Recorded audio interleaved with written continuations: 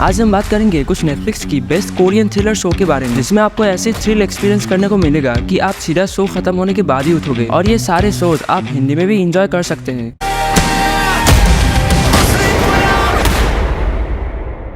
넌 내 손에 죽는다.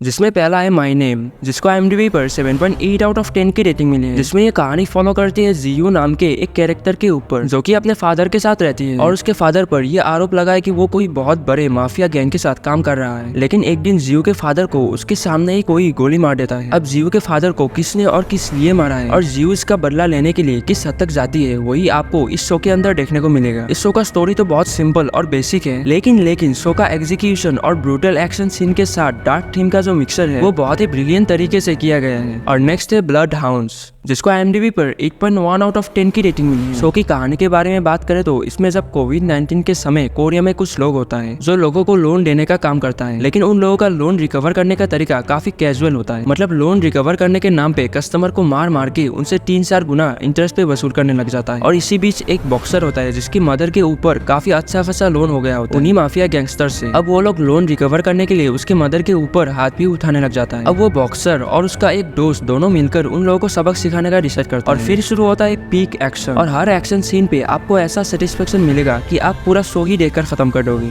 और नेक्स्ट है song of बंडिट्स, जिसको IMDb पर 7.2 आउट ऑफ 10 की रेटिंग मिली है। जिसमें कहानी 1920s के दौर में सेट होते हुए देखने को मिलता है, जहाँ जापान और कोरिया के बीच में एक वार चल रहा होता है, जिसमें जापानीज आर्मी ने कोरिया में रहने वाले लोगों का जमीन पे कब्जा करके उन पर ब्रूटली जुल्म करने लगा। और इसी में लिवोन नाम का एक कैरेक्टर, जिसमें वो एक ग्रुप बनाता है ताकि जापानीज आर्मी से उनकी जमीन और लोगों को आजाद कर सके। अब लिवोन को कैसे कैसे मुसीबतों का सामना करना पड़ता है और इस सारे जापानीज और कोरियन कॉन्फ्लिक्ट का क्या एंड हुआ, वही इस शो में आपको देखने को मिलेगा। शो आपको देखने में मजबूर कर देगा इसका सिनेमैटिक एक्शन सीन, और जिस तरह से इसका ब्रूटल एक्शन सीक्वेंस है वो देखकर आपको शर्म सुख प्राप्त होगा। मैं रेकमेंड करता हूँ कि इस शो को आप एक बार जरूर देखें, कहानी की वजह से नहीं, इसकी एक्शन सीन्स और सिनेमैटिक शॉट्स के लिए। और नेक्स्ट है एक किलर पैराडॉक्स, जिसको IMDb पर 7.2 आउट ऑफ 10 की रेटिंग मिली है। जिसमें हमें एक बंदा दिखाया गया है जिसमें एक दिन वो गलती से एक मर्डर कर देता है और देखते ही देखते वो मर्डर करता ही जाता है। और जिन लोगों को वो मारता है वो लोग बहुत ही बुरे लोग हैं। अब कैसे उसको इसके बारे में पता चलता है वो आपको शो के अंदर देखने को मिलेगा। और दूसरी तरफ एक डिटेक्टिव है जो उस मर्डर मिस्ट्री को सॉल्व करने में लगा है। अब क्या वो ऑफिसर उसको पकड़ पाता है या नहीं, और आखिर क्यों उसके हाथ से ये मर्डर्स हो रहा है, इसके पीछे क्या रीजन है, वो आपको इस शो के अंदर देखने को मिलेगा। और नेक्स्ट है विंसेंजो, जिसको IMDb पर 8.4 आउट ऑफ 10 की रेटिंग मिली है। कहानी है एक विंसेंजो नाम के एक बंदे की, जिसको कुछ इटली के लोग एडॉप्ट कर लेते हैं। फिर बड़ा होकर वो एक लॉयर बनता है, लेकिन लॉयर के साथ साथ वो कुछ माफिया गैंग के साथ भी मिला हुआ है, यानी एक एंटी हीरो टाइप का। फिर उसको साउथ कोरिया आना पड़ जाता है उसके बॉस के मर जाने के कारण। अब इधर कोरिया में कुछ चाइनीज गैंग है जिसने 1.5 टन का सोना एक प्लाजा के नीचे रखा है, लेकिन उस प्लाजा पर एक कंपनी बाबिल ग्रुप ने उस प्लाजा पर कब्जा कर लिया है। अब कैसे विंसेंजो अपने लॉयर के स्किल से और साथ में वो एक माफिया भी है उस प्लाजा के सोने को रिकवर करता है, वही इस शो के अंदर देखने को मिलेगा। और शो के अंदर लव का भी एंगल रखा है, जिसके कारण आप और ज्यादा शो के साथ जुड़े रहोगे।